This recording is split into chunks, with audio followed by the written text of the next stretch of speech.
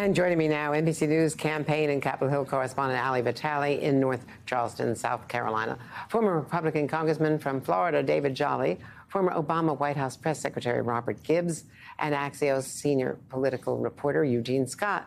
So, Ali, Senator Scott, he's notably an evangelical with a good chance in Iowa. He's getting off stage to speak to people there face to face. He has the backing of Senator Thune. He is very popular within the Republican GOP caucus. And he has some Democratic support as well among friends throughout Congress. Ali, how does he shape up? Yeah, look, Andrea, he is beloved back in Washington, where you and I generally see him in his role as a senator. Certainly, this hometown crowd also felt the same. A speech that we expected to go about 20 minutes went doubly as long, in part because you could tell the candidate was just feeding off the energy of the crowd in a speech that was largely about who he is as a person, who he is as a lawmaker, things that he successfully did during the Trump era, for example, on opportunity zones during the Trump tax cuts. But he was also here to pitch himself to the American public. Most of the people in this room told me before he got on stage, they've known Tim Scott for a long time throughout his career in politics.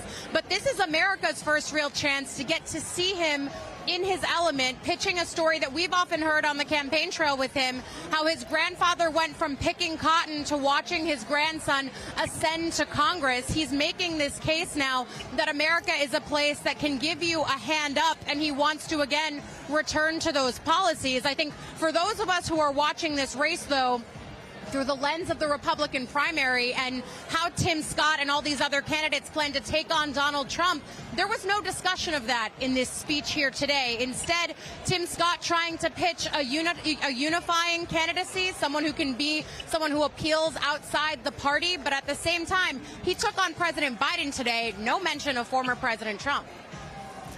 And Eugene, so Cory Booker spoke out about Tim Scott on Jen Psaki's show. I've talked about the fact that he's very popular in Washington among people from all ideological stripes.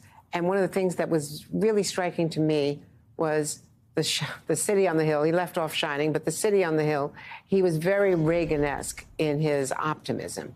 But let's watch what Cory Booker had to say on the Jen Psaki show. Inside with Jen Psaki on Sunday. Two big, bald, black guys growing up in America have had similar experiences that are bad, run-ins with police officers, and similar experiences that are good, growing up in really good black churches. What should people who are intrigued by his presidential aspirations, shall we call them, know about him? I mean, you know him on a personal level. I think that as I look at this Republican field, he may be one of those people that is underestimated. So, Eugene, talk about him. He is not the first African-American to run for the Republican nomination, but how does his entry change the dynamic of the race?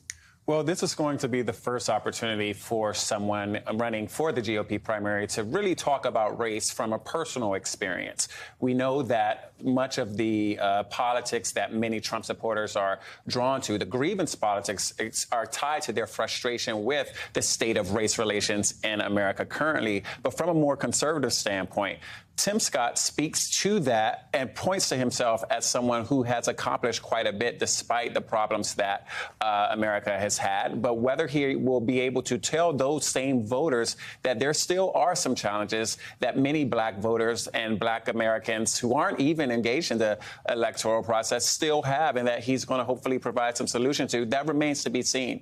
Whether he's trying to get to these swing voters, trying to provide a more optimistic, hopeful message, but he's got to get out of the GOP primary first, and I don't know if he's going to be able to do that.